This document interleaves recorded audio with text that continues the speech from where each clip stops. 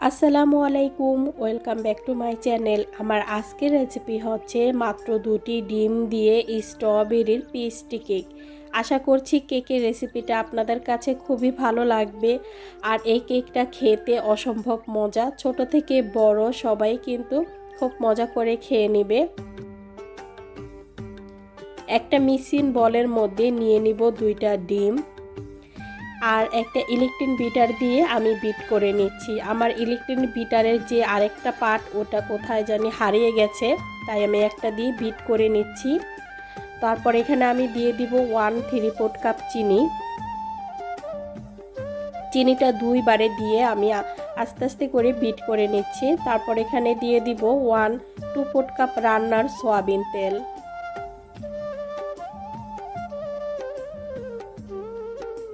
একটা চালনির মধ্যে 1 কাপ দিয়ে দিচ্ছি ময়দা, 1 চা চামচ বেকিং পাউডার, সামান্য একটু লবণ।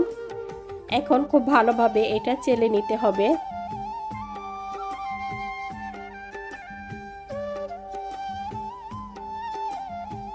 দিয়ে দিব 1 চা চামচ চকলেট এসেন্স। আমি এটা এক পাশে রেখে দিচ্ছি। একটা মগের মধ্যে আমি 6-7টার মতো স্ট্রবেরি নিয়েছি। একটা হাত ব্লেন্ডার দিয়ে এখন এটা আমি ব্রেড করে নিব। স্ট্রবেরির মধ্যে ছোট ছোট বিচি থাকে, আমরা সবাই জানি। সেজন্য আমি স্ট্রবেরির পেস্টটা আমি ভালোভাবে একটা ছালনি দিয়ে চেলে নিচ্ছি। আর এই বিচিগুলো যদি কেকের মধ্যে ডাইরেক্ট দেওয়া হয় তাহলে বিশেষ করে ছোট বাচ্চারাই কিন্তু খেতে চাইবে না। এই যে বিচিটায় আমি এখন এটা ফেলে দিব। তো খুব ভালোভাবে আমি এখন কেকের মিশ্রণটা মিশিয়ে নিচ্ছি।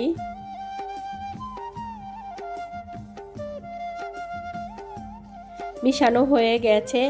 আমি একটা ওভেন ট্রে নিয়েছি আর এই ওভেন ট্রেটার মধ্যে আমি একটা বাটার পেপার বিছিয়ে দিলাম আর দিয়ে দিব এখানে তেল দিয়ে আমি খুব ভালোভাবে বাটার পেপারটা আমি বিছিয়ে নিচ্ছি।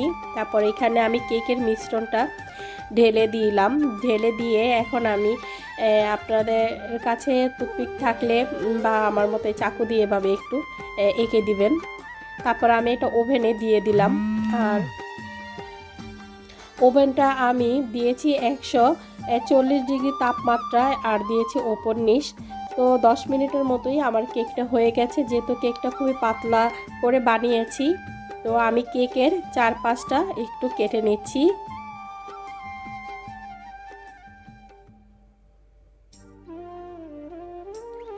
তো কেকটা কাটা হয়ে গেছে। এখন আমি কেকটা মাছ বরাবর কেটে নিব।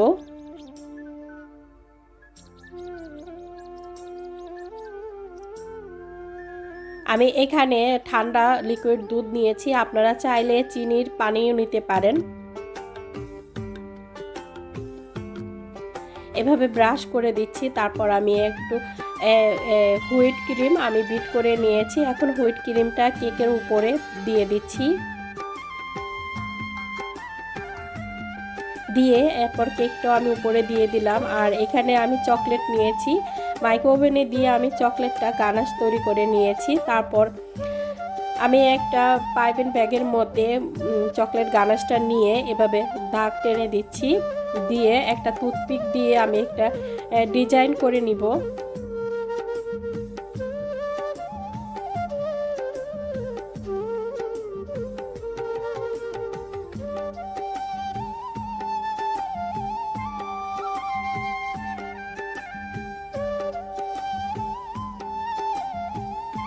তো তৈরি হয়ে গেছে। এখন হচ্ছে আমি কেকটা কিছুক্ষণের জন্য ফ্রিজে রেখে দিব। তারপর রেখে আমি কেকটা কেটে নিচ্ছি। আপনারা আপনাদের পছন্দ মতো কেটে নিতে পারেন। তো আমি এভাবে লম্বা করে কেকটা কেটে নিয়েছি। তারপরে একটু হুইট ক্রিম দিয়ে উপরে আমি একটু সুন্দর করে একটা ফুল এঁকে নিচ্ছি। আর কেকটা যেহেতু আমি স্ট্রবেরিতে তৈরি করেছি, সেজন্য ডেকোরেশনের জন্য আমি উপরে দিয়ে দিলাম স্ট্রবেরি দিয়ে আমি এখন সাজিয়ে নিলাম। তো ফ্রিজ থেকে আমি কেকটা নামিয়ে নিয়েছি। এখন আপনাদেরকে পরিবেশন করে দেখাচ্ছি। দেখুন কেকটা কতটা সুন্দর হয়েছে আর খেতে কিন্তু অসম্ভব মজা।